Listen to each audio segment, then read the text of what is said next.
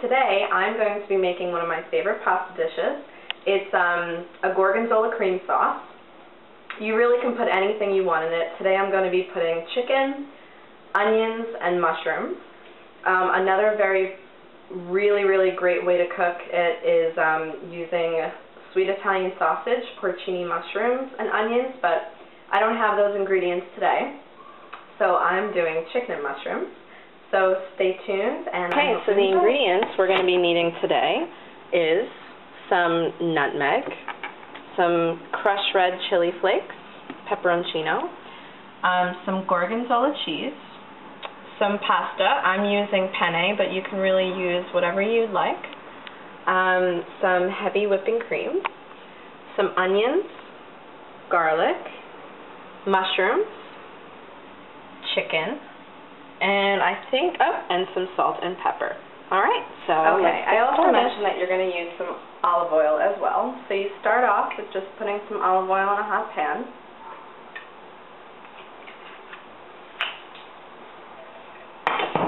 And once it's hot enough, you're going to first add your onions.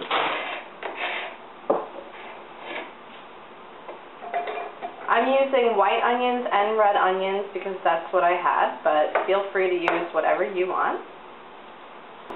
And we're going to let this caramelize for a good 10 minutes, alright? So I'll see you back in 10 minutes. Let this go on low for about 10 minutes, and the onions are translucent. And now I'm going to add the garlic.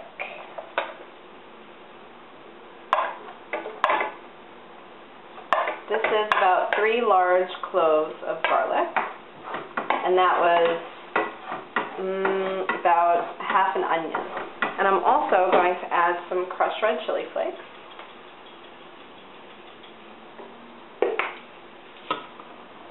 A little bit of salt. And then I'll add a little bit of pepper.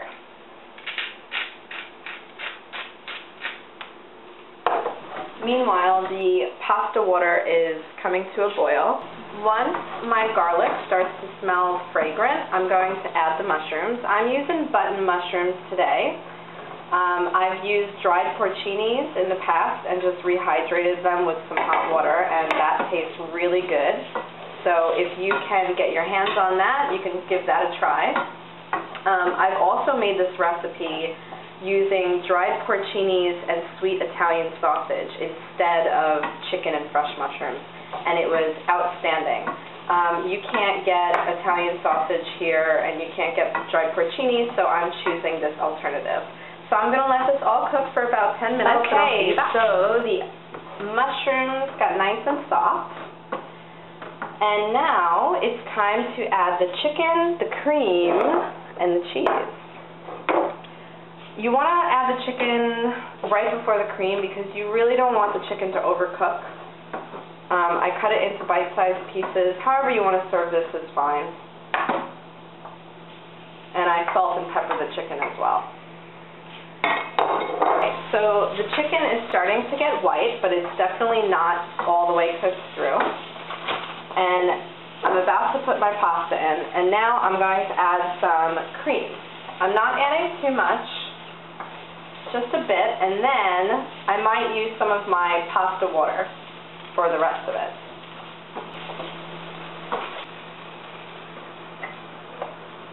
So that was just about a half a cup. You can do a whole cup, but I want it to be a little less fat, so I'm just going to add water instead of more cream. Now I'm going to add some freshly grated nutmeg. This just gives it something extra special, especially when you're making creamy dishes. This is a really great trick to do.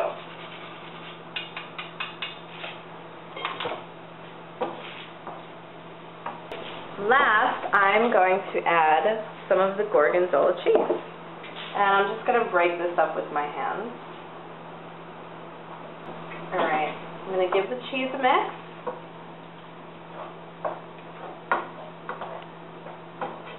And then I'm going to cover it and put it on low and let everything just melt together. Just now, while you were gone, all I did was add a little bit more salt and pepper, and I tasted it and made sure that it, didn't have too much salt. And I also added 1 ladleful of pasta water. The reason why you want to add pasta water is because the pasta releases starch. So the starch that's in the water helps to thicken the sauce even more. So it's just a good little trick I learned from Lydia Bastianich, my favorite chef. Okay, so I'm going to let this go for another 3 minutes, thicken a bit more. And then I'm going to add the pasta, and I'll see you at the plating. Okay, so this is the finished product. This is the Gorgonzola chicken and mushroom pasta.